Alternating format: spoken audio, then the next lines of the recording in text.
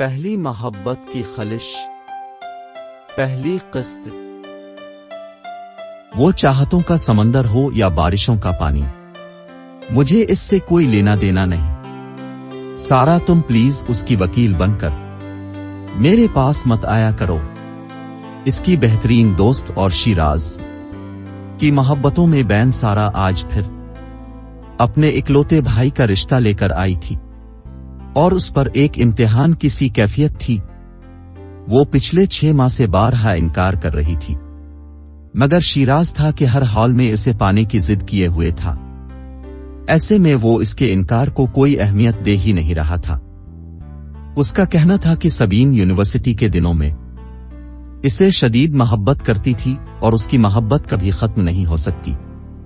نہ ہی سبین کی محبت اتنی عارضی تھی کہ اس کے ذرا سے برے رویے اسے ختم کر دیں۔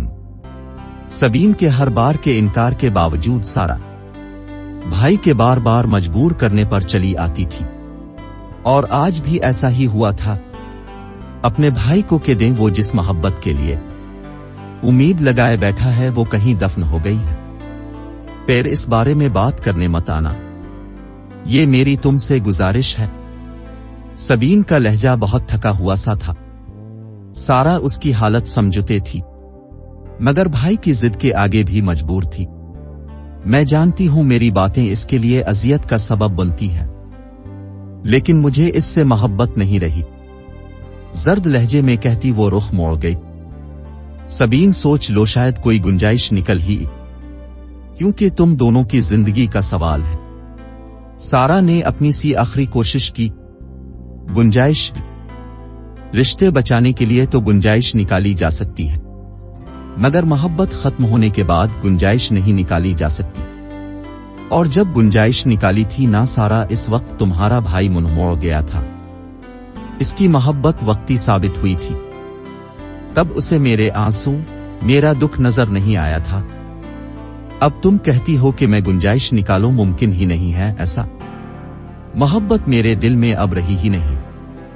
وہ جذبہ جو کبھی مجھے بے اختیار کر دیا کرتا تھا اب وہ مجھ میں ہے ہی نہیں۔ وہ آہستہ سے کہتی سارا کو کسی اور ہی دنیا میں کھوئی ہوئی لگی۔ سارا نے آزردگی سے اس کو دیکھا اور اٹھ کھڑی ہوئی۔ اذیت کی نئی لہر دل میں سرایت کر رہی تھی۔ شیراز وہ تھا جس کی وہ کبھی شدید خواہش کیا کرتی تھی، جو اس کی سب سے پہلی اور آخری دعا ہوا کرتا تھا۔ وہ اسے نظر انداز کرتا تھا، اور اب وہی انسان تھا جو شدت سے اس کا خواہش مند تھا اور اس کو باعزت طریقے سے اپنانا چاہتا تھا،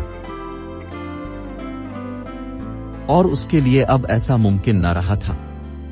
اب جب تم میری محبت کے طلبگار ہو تو میرا دل خاموش ہے، کوئی جذبہ دل میں سر اٹھاتا ہی نہیں، کوئی خواہش، کوئی خواب تم سے جڑا ہوا ہی نہیں ہے، تو پھر میں تم پر نگاہ ڈالوں تو کیوں؟ تم جو کبھی دل کی اولین خواہش تھے، اب اس کے لیے اجنبی ہو، اور میرے لیے کسی اجنبی کی سمت دیکھنا مناسب نہیں، اور نہ ہی کسی اجنبی کے جذبات کی تسکین کرنا میرے اصولوں میں شامل رہا ہے۔ سبین سارا کے جانے کے بعد ایاں کے سامنے کھڑی سوچ رہی تھی، مگر پہلی محبت کی یہ خامی ہوتی ہے کہ وہ دل سے محو نہیں ہوتی۔ اب چاہے لاکھ جدائی چاہتے ہوں، مگر اس کی آہٹ ہمیشہ اب کے دل کے کسی کونے سے اٹھتی ضرور ہے۔ پہلی محبت کی چاہت کے رنگ بھی نہیں اترتے ہیں، پر یہ باتیں وہ نہیں جانتی تھی، یا شاید جاننا نہیں چاہتی تھی۔ وہ تھکے ہوئے انداز میں بیڈ پر لیٹ گئی اور آنکھیں بند کیں تو ماضی بند آنکھوں میں اتر آیا تھا، اور اسے بہت کچھ سوچنے پر مجبور کر گیا تھا۔ یہ یونیورسٹی کا دور تھا، یعنی اس کی محبت کا خوبصورت دور، جب وہ شیراز کے عشق میں پور ڈوبی ہوئی تھی، پر شیراز کے دل میں اس کے لیے محبت جیسا جذبہ کہیں کسی کونے میں بھی موجود نہ تھا۔ اگر موجود بھی تھا تو وہ اسے پہچان نہ پایا تھا۔ وہ ان لوگوں میں سے تھا جو چاہے جانا پسند کرتے ہیں، لوگوں کی نظروں میں رہنا جن کی پہلی چاہ ہوتی ہے۔ وہ خوبرو اور وجیحہ شخصیت کا مالک تھا، پوری یونیورسٹی میں اس کے چرچے تھے۔ وہ شیراز کو لے کر کسی نشے کا شکار بھی نہیں ہوئی تھی کہ اس کی محبت عبادت جیسی تھی۔ لیکن پہلی بار وہ کرب سے تب گزری جب اس نے شیراز کو کالج کینٹین میں फाइनल की लड़की के साथ खुश गप्पियों में मसरूफ देखा और फिर वो उसके साथ मसरूफ नजर आने लगा। वो खुद के बनी गए ख्वाबों के महल को किरची किरची होते देखती रही और शिराज के कहकी उसके ख्वाबों की तौहीन करते रहे।